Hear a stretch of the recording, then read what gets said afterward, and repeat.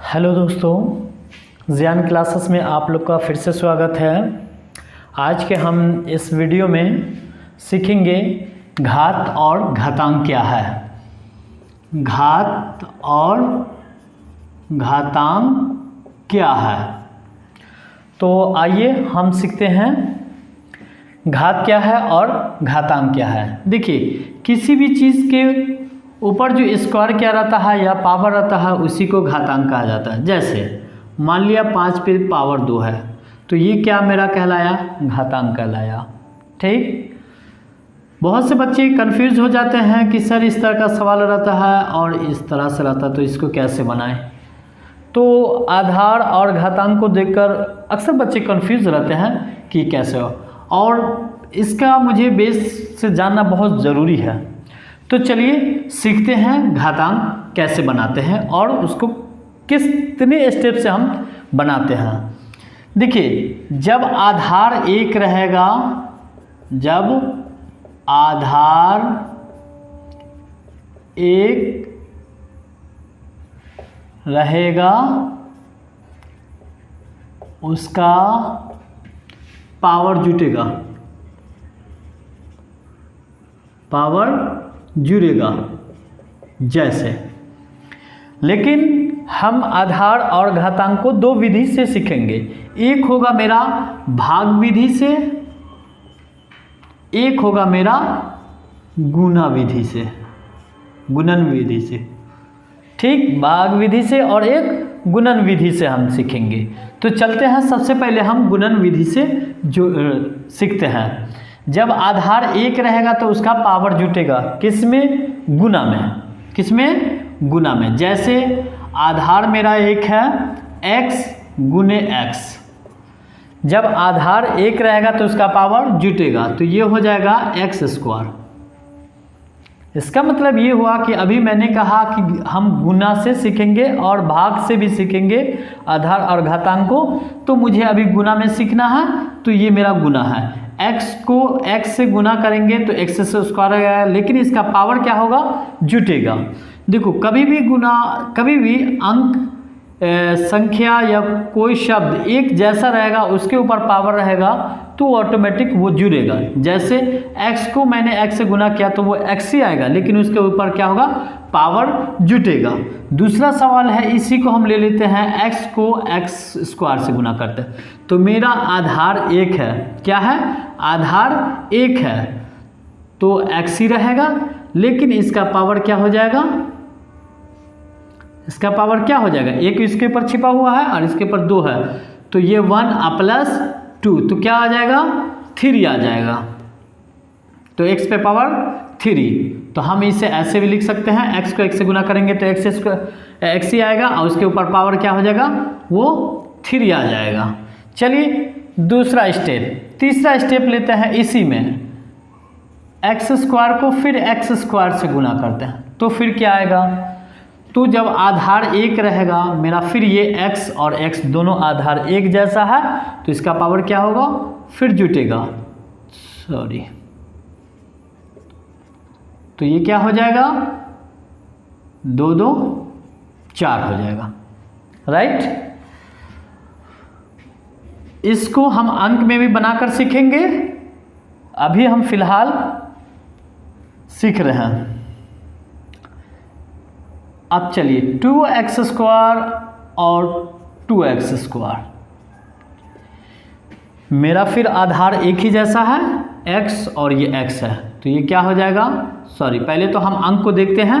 2 को 2 से गुना करेंगे तो 2 दूनी 4, और फिर x को x से गुना करेंगे तो x ही आएगा, लेकिन उसका पावर क्या हो जाएगा, जुट जाएगा। कैसे जुटेगा, ये फिर ये क्या होगा, ऐसे हल होगा। चलिए देखते हैं, 2 दूनी 4 x और ये 2 प्लस 2, तो ये क्या हो जाएगा 4 और x पे पावर 4, तो हम डायरेक्ट x पे पावर 4 कर देते हैं। चलिए तीसरा स्टेप लेते हैं। अब हम ये 2 अंक में आ गए हैं, अब 3 अंक में सीखते हैं। जैसे 2x स्क्वायर, 2x स्क्वायर, फिर 2 का s स्क्वायर। हम 2 अंक में सीखे थे, अब तीसरे अंक में सीख रहे हैं। मेरा आधार वैसा ही रहेगा, लेकिन पहले मुझे गुना करना है। अंक को अंक से गुना करना ही पड़ेगा। तो अंक को सबसे पहले गुना करेंगे। 2 को 2 दूनी 4, 4 दूनी 8। पहले अंक को हम गुना कर चुके हैं। अब चलते हैं x को। x का क्या होगा? x ही रहेगा, लेकिन इस सब का पावर क्या होगा? जुटेगा। 2 2 4 2 6, x पे पावर 6। तो ये मेरा रहा आंसर, ये भी रहा मेरा आंसर।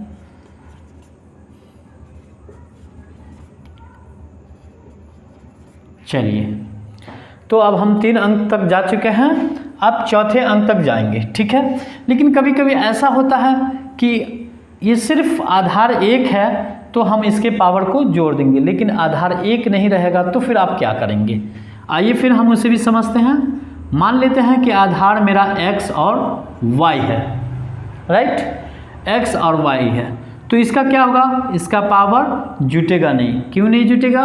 क्योंकि मैंने कहा था कि जब आधार 1 रहेगा उसका पावर क्या होगा? जुड़ेगा। किस में? गुना में। ये अगर भाग में रहेगा तो वो घटेगा, लेकिन हम अभी भाग का नहीं पढ़ा रहे हैं, अभी गुना ही पढ़ा रहे हैं। तो ये क्या हो जाएगा? x को y से गुना करेंगे तो xy आ जाएगा, लेकिन इसका पावर 1 रहेगा, लेकिन 1 तो लिखा नहीं आता है। चलते हैं, उसके बाद x है। अब आते हैं 2x गुने 2y। इसे आप क्या करेंगे? देखिए, अंक को तो अंक से गुना करना ही है, तो 2 को 2 से गुना करेंगे तो 2 दूनी 4, लेकिन x और y को गुना करेंगे तो वो x ही y रहेगा। क्यों? क्योंकि दोनों का आधार एक जैसा नहीं है, इसके लिए उसका पावर नहीं जुट रहा है। अब चलते हैं 2x² गुने 2y ले लेते हैं। तो फिर क्या लिखेंगे आप? फिर यहाँ पर देखिए, हम अंक को अंक से गुना करेंगे तो 2 दूनी 4, x² और y को गुना करेंगे तो वैसा ही का वैसा ही वो रहेगा। हम y² नहीं लिख सकते हैं क्योंकि x पे स्क्वायर है, इसलिए x²। चलिए अब इस पे हम देखते हैं 2x² गुना 2y²। अब हम इसे क्या ऐसे बनाएंगे? ऐसे नहीं बनाना है मुझे कि 2 को 2 से गुना कर दिया तो 4 आ गया और x और y पे पावर 4। ये मुझे नहीं करना है। क्यों नहीं करना है?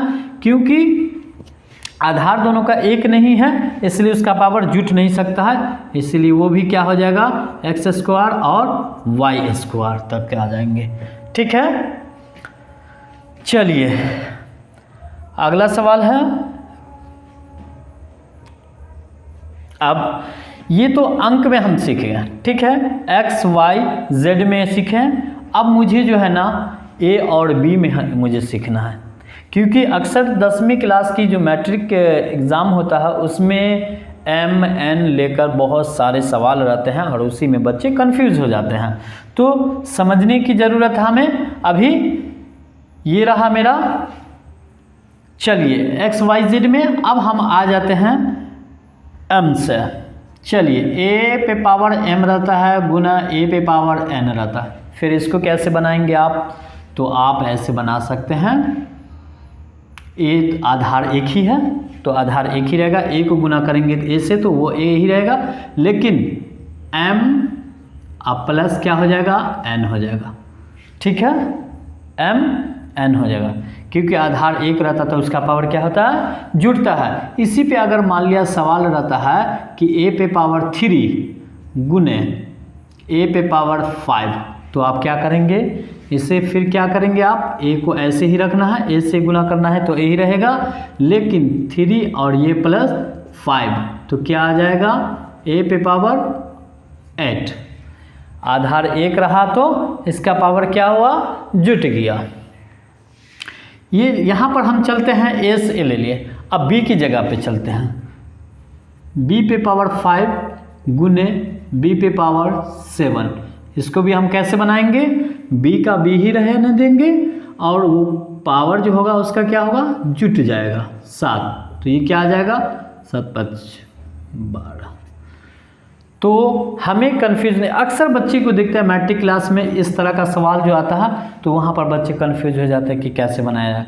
कभी भी आप जब आधार और घातांक की बात आती है तो आधार घातांक को मुझे गुना रहेगा तो उसका पावर जुटेगा। जब आधार 1 रहेगा तो उसका पावर जुटेगा, और आधार कब? गुना में। अगर भाग में अगर रहेंगे तो उसका पावर सेम टू सेम घटेगा।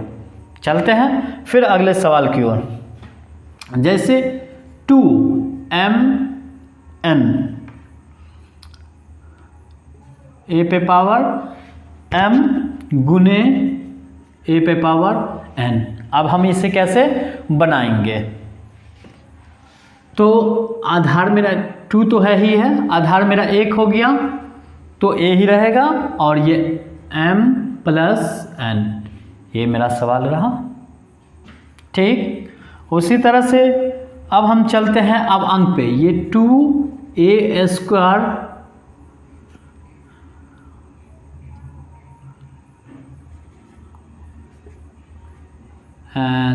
3a पे n।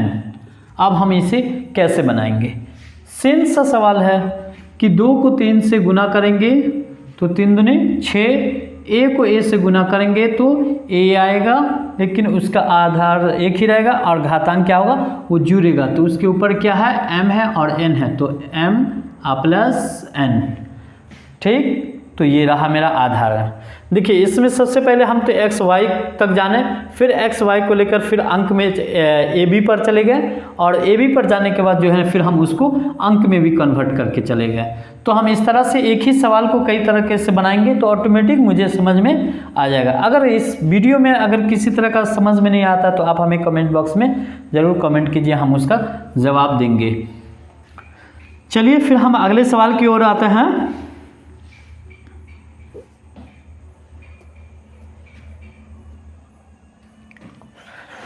मान लिया a पे पावर m और बहुत सा सवाल रहता ऐसे रहता, तो क्या है ये? वैसी है a m और गुने क्या होगा? n होगा। सॉरी, आधार 1 रहेगा तो उसका पावर, ये गुना में है ना, तो इसका पावर क्या होगा? जुटेगा। अगर हम इसी जगह पे a पे पावर रखते हैं 5 और इस पे 3 रख लेते हैं तो क्या होगा? ये सवाल a का a ही रहेगा, और ये 5 और आधार 1 रहता तो उसका पावर जुड़ता है, तो 5 3 8, a पे पावर 8। ये मेरा सवाल पे रह गया। इसी को हम a की जगह पे अगर x ले लेते हैं, x पे पावर 3 और इस पे पावर रखते हैं 5। ठीक, तो ये मेरा क्या रहेगा? x3 plus 5, 5 3 8। तो ये मेरा रहा आंसर। आप एक ही सवाल को बार बार बनाकर देखिए, उसमें ज़रूर कुछ ना कुछ सीखने को मिलेगा। जब तक आप मैथमेटिक्स को बना रहे हैं तो उसको बहुत बारीकी से देखिए, एकदम गौर से देखिए कि कहाँ पर क्या है, नहीं है, क्यों बना, कैसे बनेगा। इस पर आप बार बार गौर करेंगे तो ऑटोमेटिक है कि आप ये सीख जाएंगे। ये हमारे हिसाब से ऐसा लगा कि कोई भारी चीज़ नहीं है। आप उम्मीद है कि आप ज़रूर सीखेंगे और अच्छे तरीके से सीखेंगे। चलिए हम अगले सवाल की ओर आते हैं। चलिए अब हम सीखेंगे भाग विधि से। ये तो गुणनखंड विधि से था, गुणनखंड से था कि जब किसी का आधार 1 रहता तो वो पावर जुड़ता है कब? गुना में। अब आते हैं भाग में कि जब उसका पावर 1 रहेगा तो उसका, जब आधार 1 रहेगा तो उसका पावर क्या होगा? घटेगा। चलिए हम सवाल की ओर बढ़ते हैं।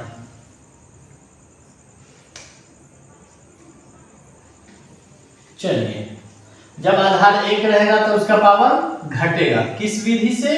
तो हमें भाग विधि से। जब आधार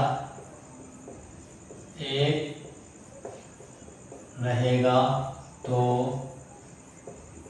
उसका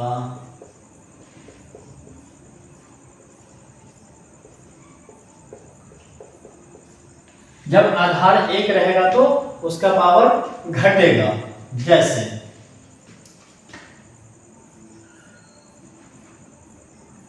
x पे पावर 5 भागा x पे पावर 3। ठीक, तो हम तो पहले इससे पहले गुना में जा चुके थे, अब मुझे भाग में सीखना है। जब आधार 1 रहेगा तो इसका पावर घटेगा, कब? भाग में। आधार दोनों का क्या है? एक जैसा है। जैसे देखिए x 5 माइनस 3 बराबर x पे पावर 5 में से 3 गया तो 2। ठीक, इसी को हम एक और कन्वर्ट करते हैं। बहुत सा बच्चे और कंफ्यूज हो जाते हैं कि सर ये सवाल कैसे बनेगा। सेम सा सवाल है, बस इतना फर्क है कि भाग को जो है ना बट्टा में कर देंगे। क्या है? कुछ नहीं है, x को x ही रहने दो और ये 5 और माइनस क्या हो जाएगा 3 और ये क्या होगा x पे पावर 5 में से 3 गया तो 2। तो दोनों सेम सा सवाल रहा, बस नजरिया अलग था कन्वर्ट करने का। तो हमें फिर एक बार और सीखना है कि जब आधार 1, मुझे बार बार रखना पड़ेगा कि जब आधार 1 रहेगा गुना में तो उसका पावर जुटेगा, जब आधार 1 रहेगा तो उसका पावर घटेगा, कब? भाग में। तो अभी हम तो फिर भाग में सीख रहे हैं। चलिए हम अगले सवाल की ओर आते हैं। मान लेते हैं a पे पावर 10 भागा a पे पावर 7। फिर इसे आप कैसे बनाएंगे?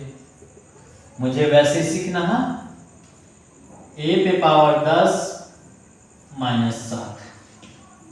ठीक, 10 में से 7 मुझे घटा देना है, तो 10 में 7 गया तो 3। तो ये रहा सवाल। इसी को अगर हम m और n में करेंगे तो कैसा रहेगा? सवाल ऐसा। तीसरा रहेगा a m भागा a n। अब इसे हल करें, फिर आप कहेंगे सर ये कैसे होगा? तो कुछ नहीं, a का a ही रहेगा और m और माइनस n, कुछ नहीं, ये रहा आपका आंसर। अगर इसी पे अंक अगर हम बैठा देते हैं, जैसे a पे पावर 12 भागा, चलिए अंक में भी समझा देते हैं। a पे पावर 7 भागा a पे पावर 4, तो क्या रहेगा? a ही रहेगा और 7 माइनस 4, 7 में से 4 गया तो 3। तो देखिए हमें m हो n हो या x y z कुछ भी हो, अंक में भी रहेगा तो मुझे वैसे ही हल करना। जिस तरह से मैंने एक सवाल को दिया और देखिए ये उसी तरह से हल हुआ जिस तरह से ये हल हुआ। लेकिन अगर हम इसी को एक सवाल और आप अगर दे देते हैं कि y पे पावर 6 और y पे पावर 2, तो आप इसे कैसे बनाएंगे? तो हमें सिर्फ y को y से गुना करेंगे तो y रहेगा और इसका पावर क्या होगा? घटेगा। तो 6 माइनस 2 4, राइट। तो हमें किसी भी सवाल को सीखना पड़ेगा। अब चलते हैं x x m m y z करके, अब अंक पर चलते हैं। जैसे 5 पर 5 पे पावर 2 और भागा 5 पे पावर 3। फिर अब क्या होगा? वैसे ही बनेगा। चलिए 5वां 6ठा 7वां, हम 7वां सवाल पढ़ा रहे हैं। अब अंक में आते हैं तो हमें क्या करना है? आधार तो मेरा एक ही है लेकिन इसका पावर क्या होगा? घटेगा। तो 2 माइनस 3। अब क्या करेंगे? 2 में से 3 जाएगा? नहीं जाएगा। तो हमें 3 में से 2 घटा देना है, तो -1। तो ये मेरा रहा आंसर। उसी तरह से फिर एक और सवाल लेते हैं। ठीक, हम लेते हैं y के पावर 7 भागा y के पावर 18। तो ये क्या हो जाएगा, y का y रहेगा और इसका पावर क्या होगा, घटेगा, तो 7 माइनस 18। अब 18 में से 7 में से 18 जाएगा, नहीं जाएगा, तो फिर मुझे 18 में से 7 जाएगा तो कितना बचेगा, 11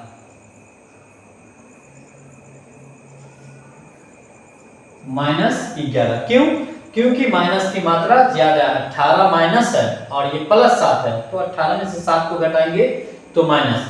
फिर इसी को अब अंक में लेते हैं, सेम जैसा मान लेते हैं 10 पे पावर 7 भागा 10 पे पावर 18, ये रहा अंक में। इसे भी फिर वैसे ही हल करेंगे, 7 माइनस 18 10, ये 7 में से 18 जाएगा तो फिर माइनस 11, तो ये रहा मेरा फिर अंक में।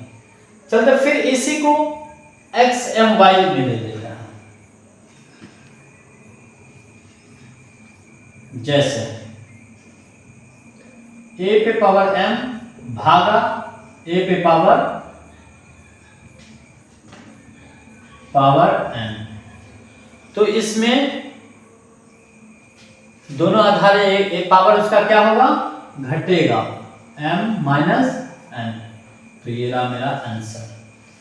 ठीक, एक ही सवाल को हम 3 तरीकों से समझा चुके हैं। उम्मीद है कि आप अच्छी तरह से समझ गए होंगे, और अभी थोड़ी सी लाइट की प्रॉब्लम है, इसलिए आप इस तरह से देखिए, इसीलिए अच्छी क्वालिटी का आपको वीडियो मिलेगा। आई होप कि मुझे समझ में आया होगा, आ गया होगा कि आप अच्छी तरह से सीख गए होंगे,